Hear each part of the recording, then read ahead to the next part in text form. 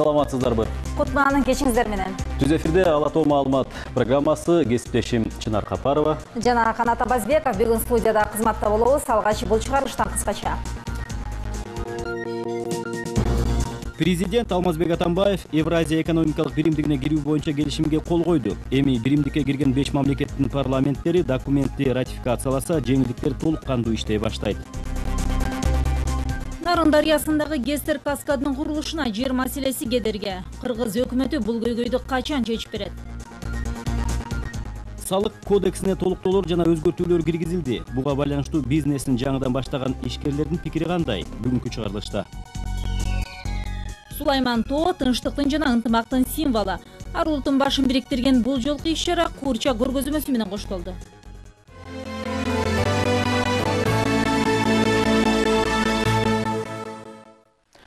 Кыргызстан Евразия экономикалык биримдигине кирүү тууралуу документтерди толук карап чыкты. Кечээ Жогорку кеңеш ратификациялаган документтердин негизинде бүгүн президент Алмазбек Атамбаев ЕАЭПке кирүү боюнча келишимге кол койду.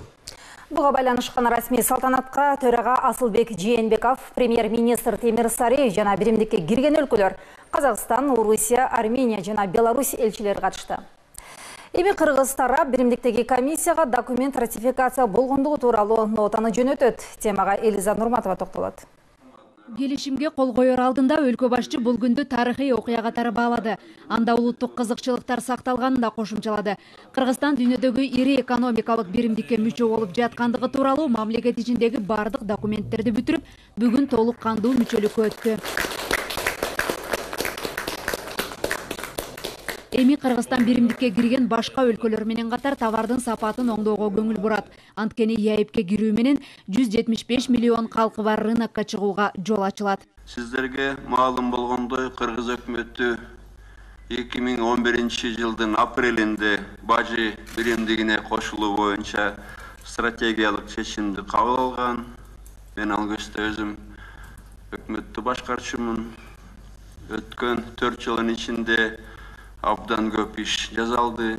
Албетте биз бу бирикмеге кошулууда бардыгынын алдында, бардык иштин башына Кыргызстандын, мамлекеттин кызыкчылыктарын койдук. Бул иште албетте жалаң эле бир адам же 10 адам иштеген жок.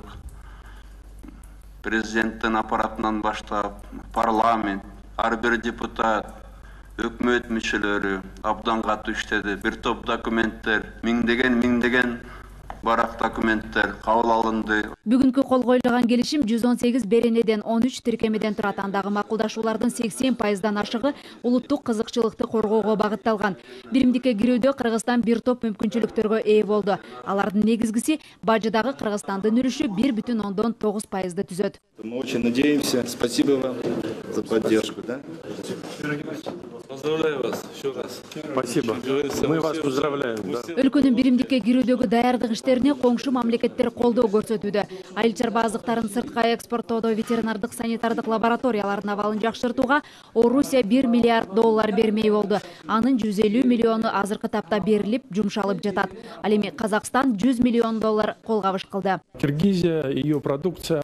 Кыргызстан эми экономикалык багытта башка мамлекеттер арасында өтө чоң эмес, бирок татыктуу атаандаш өлкө болду. Алар силерден чыккан товарларга көз артып, анын сапаты мыкты болуп талапка жооп берсе, 175 миллиондук рынокко мүмкүндүк бар. ЕАЭП бир эле убакытта бир нече тармакты каржы, дары-дармек, нефть, газ, энергетика ресурстарын өзүнө камтыган дүйнөдөгү ири экономикалык биримдик.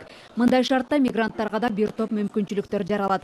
Буга чейинки кара тизме маселеси чечилип, биримдикке кирген 5 мамлекет ичинде жарандардын укуктары бирдей болот. Мен ойлоп турам, абдан туура чечимди кабыл алып атабыз. Кудай буйруса, мына Кыргызстан барган сайын бара-бара бутка турат. Бара-бара кыргыз көчү түзөлүп баратат.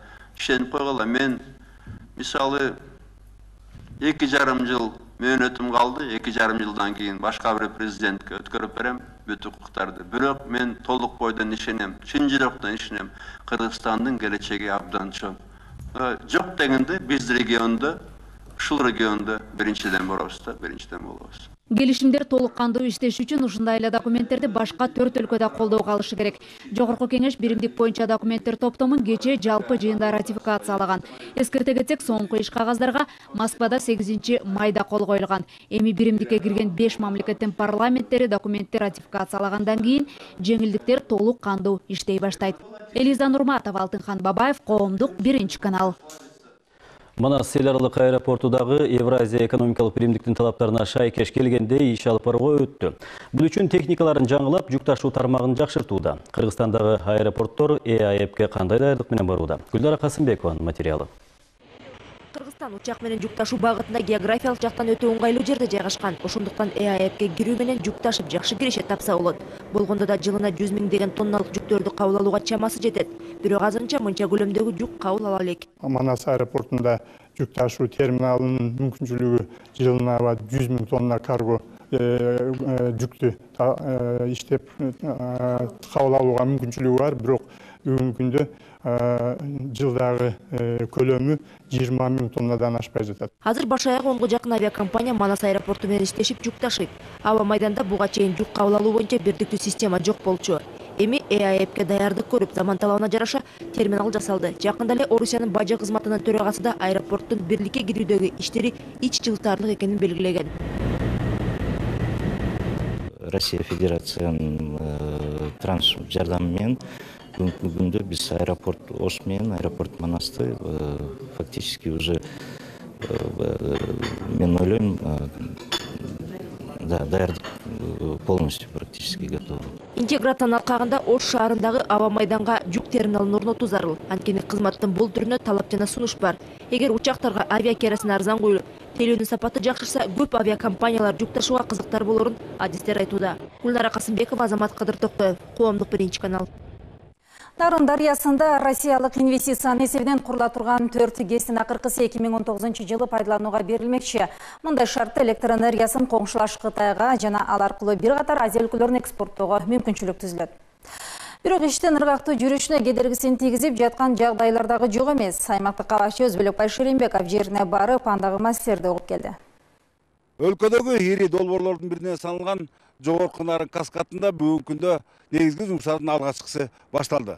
Буга чейин бул жерде энергия шаарчасы, бетон заводу курулуп, ошондой эле жалпы узундугу 8 чакырымдык жол салынган. Курулуучулук менен алектенген Жакшылык сүйүндүк уулу менен Баят Жусупов Нарын 1 ГЭСтин курулушу түшкөн таш башат айынан. Жигиттер буга чейин жумуш жүрүштө 2 жылдан бери иш менен алек. Бирок алардын айтымдарында айлык колу баксысына жергиликтүү жаштардын бардыгы эле ээ боло калган жок. Жумуш азыр жакшы жүрүп атат бул жерде. Анан буюрса азыр биякта айылдан 20 бала иштеп атат бул жерде. Бирок баары жакшы дегениз менен каскадда болжолдонгон иш шыдыр кетпей, ага кедерги жагдайлар арбын. Кыргыз өкмөтү үлүстөгү жерлерди толук сатып ала албай 2 жылдан бери курулуш ыргагы бузулууда. Бизге жалпысы бардыгы 3030 гектар жер каралган бул проект боюнча. Мунун азыркы күндө 554 гектар жери өкмөттүн токтому менен берилип, биз азыр ошол жерлерде иштеп атабыз. Ал эми мындан ары ылдый жумушту улантып иштеш үчүн бизге калган жерлер чечилип берилиш керек. Эгер бул маселеге дагы эле көз жумду мамиле жасала берсе, каскаддын курулушунда эмгектенип жаткан 10 компания ишин токтотууга аргасы болот. Кырдаалды Кыргыз өкмөтү жетип түшүнгөнү менен каражаттын жоктугу башкы себеп. Бул акча каражатты азыр мына ошол аракет кылып бюджетке киргизебиз деп атышат. Эми менин оюмча бул акча каражатын чечилиш керек. Бөлөк Байшеримбеков, Чолпонбек Аббасов, Коомдук, 1-канал, Нарын району. Салдык кодексине ол толуктоолор жана өзгөртүүлөр киргизилди. Ага ылайык чакан жана орто бизнес кылгандар 1-июлдан тартып ар бир чейрек сайын салык төлөйт. Мындай мыйзамга президент Алмазбек Атамбаев кол койду. Бул өзгөрүүнү ишкерлик чөйрөсү кандай кабыл алды? Кабарчыбыз Мээрим Бакир кызы айтып берет. Бул чаштарачта 8 адам иштейт. Жарандарды жумуш менен камсыз кылган сайыда чакан жана орто бизнеси бар ишкерлер колдоого алынып жатканына кубанат. Бизнести жаңыдан баштагандарга жөлөк болсо эле, өлкөдө бекерчилер да азаят дейт ишкер айым. Сулуулук тармагында иштегениме 12 жыл болду. Бирок жөнү жок эле текшере берген тиешелүү органдар убактыбызды ала берет. Ал эми Касым болсо, Кыргызстанда бизнес ачуу үчүн жакында эле чет өлкөдөн келди. Ал учурда Чакан кафени ижарага алып иштетүүдө. Башталышы жаман эмес экен. Эми ай сайын эмес 3 айда бир салык төлөнсө, жумушуң бат бүткөрүлсө, ишиң дагы алдыга жылып турат. Бул кайрак жерде баягы жумуш орун түзүш үчүн Кесиби чабан болсо дагы Абдыкасым Амираев ишкерликтин сырын жакшы билет. Ал ээн жаткан жерлерди ижарага алып, жер жемиштин түрүн айдайт. Ишкерликтин бул түрүнүн эбин тапканына 10 жылдай болуптур. 1 миллион табабыз да, 1 миллион тапсак биз жеп ичебиз, жок жылына. Аны жеп ичебиз, кийинебиз, эрте жазда кетменди курчутуп турабыз да, эми дагы иштеп алышыбыз керек деп. Эми ишкерлик кылуу менен жакшы жашаганга умтулуп, өлкө казынасына да пайда алып келгендерге мамлекет тарабынан колдоо көрсөтүлөт. Чакан жана орто ишкерлик кылгандар салык төлөө жана отчет берүү үчүн мурдагыдай ай сайын чуркабайт. Эми ишкерлер бир квартал сайын, же тагыраак айтканда ар 3 айдыкын бириктирип бир төлөйт. Тиешелүү мыйзам ушул жылдын 1-июлунан тартып күчүнө кирет. Салык органдарына барып арыз менен кайрылыш керек. Ошо Чакан субъект болуп эсептелем. Ошондуктан отчетту кварталдык сайын берүүгө уруксат берүүңүздөрдү суранам деп турат. Бир жылда 4 миллион сомго чейин киреше тапкан ишкерлер Чакан бизнесмендер деп аталат. Мындай ишкерлик менен алектенгендердин саны 90 миңден ашат. Ишкерликтин ишин жеңилдеткен мыйзам өлкө жаштарынын бизнес пландарын турмушка ашырууга жаңы дем берет деп экономикалык серепчилер айтууда. Мерим Бакир кызы, Тимур Сыдыгалиев, Коомдук 1 канал. Бишкекке расмий сапары менен келген Пакистандын премьер-министри Наваз Шарифти президент Алмазбек Атамбаев кабыл алды. Жолугушууда өлкө башы Кыргызстан эки тараптуу кызматташтык өзгөчө маани берерин белгиледи. Тараптар эки өлкө ортосундагы саясий, соода, экономикалык жана инвестициялык тармакты талкууга алып, дүйнөдөгү эл аралык жана аймактык окуялар боюнча пикир алышты. Наваз Шариф Пакистан, Кыргызстандын демократияны бекемдөөгө болгон аракетин жогору бааларын белгиледи. Биз сиздин күчтүү премьер-министр экениңизди билебиз. Сиздин жетекчилигиңиздин алдында өлкөңүздөгү азыркы кырдаалга карабай чоң ийгиликтерге жетериңерге ишенебиз. Жолугушканыбызга жана эки өлкө кызыкчылыгын камтыган кызматташтыкты талкуулаганга мүмкүнчүлүк түзүлгөнүнө кубанычтамын. Биздин байланыш буга чейин деле бекем болгон. Бүгүн мамиле өнүгүү жолунда. Менин негизги максатым эки өлкө ортосундагы алаканы жаңы тепкичке көтөрүү. Наваз Шариф менен жогорку кеңештин төрагасы Асылбек Жээнбековдагы жолугушту. Тараптар Кыргызстан менен Пакистандын ортосундагы кызматташтык мамилелерди талкууга алып, эки өлкөдө парламенттин демократияны андан ары бекемдөө жаатында жетишкендиктер жана анын келечеги тууралуу пикир алышты. Ал эми премьер-министр Темир Сариев менен болгон жолугушууда Кыргызстан менен Пакистан соода, экономика, айыл чарба, билим берүү, энергетика, унаа тармагында өнөктөш катары кызматташууга кызыктар экендиги айтылды. Жолугушуунун жыйынтыгында өз ара түшүнүшүү жөнүндөгү меморандумга жана банги заттарды мыйзамсыз жүгүртүүгө каршы күрөшүү боюнча келишимге кол коюлду. Учурда мал жандыктары жайлоого чыгарылууда. Айрым аймактарда бул өнөктүк аяктап калганы менен кээ бир райондордо иш солгун. Буга эмне себеп? Суроого жоопту Ош студиясынан алсак, саламатсызбы Абаз? Сөз сизде. Рахмат Канат, саламатсызбы? Жайлоого чыгарылуучу мал жугуштуу ооруларга каршы эмдөөдөн өтүшү керек. Бирок дары-дармектердин жетишсиздигинен бул талап айрым учурда аткарылбайт. Малды жайтка чыгаруу аяктап калса да, Токтогул районунда бул аракет кечеңдеп жатат. Жеринен аймактык кабарчыбыздын сюжети. Жекшенбек Ажыкараев короосундагы 800 чукул кой эчкисин жылда ветеринар жок эле уулдары менен эмдөөдөн өткөрүп, жайлоого чыгарат. Анткени мал доктурларды күткүчө жайлоого малды айдап чыгуу убактысынан кеч калат. Өзүбүз даарылайбыз, өзүбүз баарыбыз үйрөнгөнбүз, барып ушу врачтардан эмреден көргөнбүз. Мына жайлоого кетип атканда баарын бир сыйра вакцинациядан өткөзүп, дарылап, колдон келишинче анан жайлоого жөнөтөбүз. Мына жакында жайлоого көчөбүз. Маселе адистердин жетишсиздигинде. Себеби аз айлыкка жаш кадрлар келбейт. Экинчи жагы, малды эмдөөгө дары-дармектердин убагында элге жетпей жатышы. Ветеринариядан бизде мындайча айтканда көп эле саны көп болгону менен бирок мындай каржылоо жагынан эме болуп көп эле качып, көп эле кетип калып, кээ бир Россияга кетип калып атат, кээ бир коммерция кылып кетип атат, ар кандай нерсе болуп атат. Эми ошол жагынан эми кандай кылып каржылоо болот, ошол немеч керек. Дары-дармектер жетсе да, жетпесе да, мал кармагандар жайлоого көчөт. Бирок малдын ден соолугуна ким кепилдик бере алат? Бизге өкмөт каржылаган 5 ооруга вакцина берчиле, бруцеллез, туберкулез, кутурма, яшур, оспага. Булар быйылкы жылы бизге аз эле санда дагы бүгүнкү күнгө чейин келген деле жок. өкмөт каржылап бере албай атат. Малдар мурда где-то жок дегенде 90% эмдөөдөн өтчү эле, азыр бир айтсам 45% эмдөөдөн өттү да. Мындай абалдан чыгуунун жолун издеген ветеринарлар чет элдик уюмдар тарабынан каржыланган долбоорлор аркылуу учурда эң коркунучтуу болуп жаткан малдын эхинококоз оорусуна каршы ит мышыктарды эмдөөдөн өткөрүүдө. Азыр ит мышыктарды ушундай Айзнокс деген дары менен таблетка берип, андан сырткары иттерге идентификация жасап, татуировка басып, иттердин номерларын берип. Анан кийин атайын итти каттоо күбөлүктөрүн мал ошо иттин ээлерине берип атабыз. Ал эми жайыт комитеттери малды алыскы жайыттарга тез арада чыгаруунун камын көрүүдө. Мал канчалык алыс таза жайыттарга чыгарылса, жугуштуу оорулар болбойт. Алыскы чыкса, айта дары чөптөр, жашнакай, курсагы тоюп, семиз мал эч качан оорубайт таптакыр. Ошондуктан биз мына алыскы жайыттарга 4 көпүрөнү кайра курдук. 87 километр жолду кайра оңдодук. Эркингүл Мамбетахунова, Ринат Алибек уулу, Коомдук биринчи канал, Токтогул району. Сулаймантоо тынчтыктын жана ынтымактыктын символу аттуу фестиваль Ош шаарына жашаган бардык улуттардын башын бириктирди. Бул жылкы иш-чара жаштар маселесине арналды. Фестивалдын алкагында фото жана адабий жыйнактар, куурчактардын көргөзмөсү, илимий практикалык конференциялар өткөрүлүүдө. Акманай Сулайманова улуттар аралык достукту чагылдырган көргөзмөгө 13 улуттун кийимдерин кийген куурчактарды даярдаган. Анын композициясы достук бии деп аталат.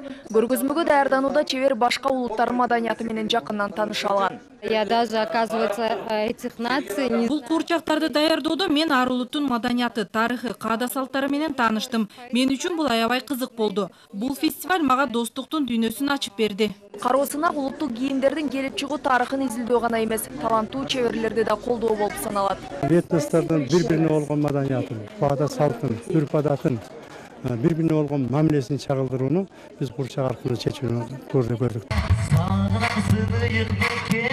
Фестивалдын алкагында биз теңбиз, биз ар түрдүүбүз деген ураандын астында жаштардын концерттик программасы да орун алды. Этникалык теңдикти жана жарандык катышууну илгерилетүүдө мындай иш-чаралар чоң мааниге ээ дешет катышуучулар. Жашыбызга, улутубузга эч нерсебизге карабастан баарыбыз ошол чогуу бирге аракет кылып, бийлесек чогуу бийлеп, ырдасак чогуу ырдап, мындай бир жактарга барсак да чогуу барып, ошол бири-бирибиз менен достошуп. Кыргыз, казак, татар, өзбек, тажик, Корея жана башка көптөгөн улуттардын өкүлдөрү бүгүн дасторкон жайышты. Ар бир улут өз ашканасын көрсөтүү менен бирге маданияты менен да тааныштырды. Түрк маданиятын, тарыхын көрсөтүү максатында ошол Кыргызстандагы биримдикти, достукту, ынтымактыкты тарабында болуштугубуздун билдириш үчүн бияктабыз. Ош облусунда 60тан ашуун улуттун өкүлдөрү жашайт. Ал эми Сулаймантоо тынчтыктын жана ынтымактыктын символу аттуу фестиваль экинчи ирет өткөрүлүп жатат жана иш-чара 10 күнгө созулмакчы. Актилек Гүлжигит кыз Акжол, Айбашев, Коомдук биринчи канал, Ош шаары. Мына ушундай жаңылыктан кийин кезекти кайрадан Бишкек студиясына берем. Канат. Рахмат абас, биз болсо программаны улантабыз. Бүгүн эмгек менен бүтүн Кыргызстан бирикти. Кошулган эки партия алдыдагы шайлоого эми бүтүн Кыргызстан эмгек деген аталыш менен барат. Партия мүчөлөрү биргелешкен курултай өткөрүп, анда жаңы партиянын уставы менен программасы бекитилди. Ошондой эле жетекчилик менен саясий кеңеш дагы шайланды. Партиялардын биригүүсүнө эмне түрткү болду, кандай максаттары бар? Кабарчыбыз Уламбек Дыйканбаев баяндайт. Бүгүнкү иш-чарага Кыргызстандын бардык жеринен делегаттар келген. Мунарсага келген эки партия өкүлдөрү курултайда тиешелүү чечимдерди кабыл алып, келишимдерге кол койду. Эмгек партиясын 4 жыл мурун белгилүү ишкер Аскар Салымбеков түптөгөн. Ал жогорку кеңештин 3 жана 4 чакырылыштарынын депутаты болгон. Андан тышкары мамлекеттик кызматтарда иштеген. Бизнесмен башкадагы партиялар менен сүйлөшүү жүрүп, алар менен көз караштары дал келбегенин белгиледи. Акыры эки партиянын багыты төп келген. Башка саясий күчтөр менен сүйлөшүүлөр жүргүзүлгөндө көрдүк. Кыргызстанды биз баягы өнүктүрөлү, өстүрөлү деп атпайбызбы? Ошон үчүн мен башка күчтөр менен сүйлөшкөндө дагы амбицияларды тыштайлы деп. амбициялар тыштайлы деп, мынакей Адахан Кимсанбаевич бизге келгенден кийин ондай сүйлөшүүлөр жакшы конструктивдүү кетти. Ал эми белгилүү саясатчы Адахан Мадумаров бир топ жыл депутат болгон, парламентке төрагалык кылган. Ошондой эле вице-премьер-министр мамлекеттик катчы кызматын аркалаган. 2010 жылы бүтүн Кыргызстан партиясын түптөп, мурдагы парламенттик шайлоого катышкан. Куралган партия күчтүү экономика, өлкө келечеги үчүн планды бирге бекитти. Экономика, айыл чарбасы, социалдык тармак, мамлекеттик коопсуздук, билим берүү, саламаттык сактоо.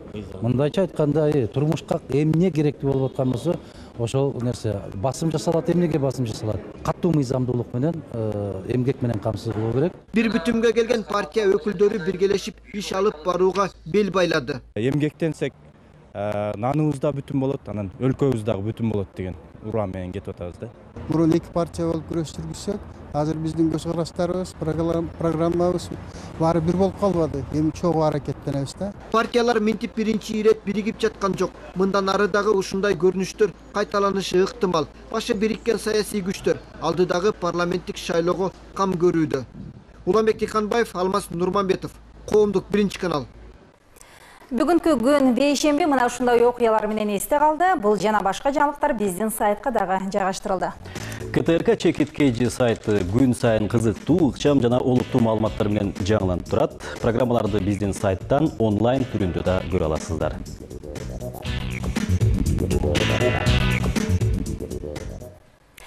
Жашообузду жагымдуу кабарлар коштоп жүрсүн. Кечиңиздер көңүлдүү улансын. Саламатталыңыздар. Саламатталыңыздар.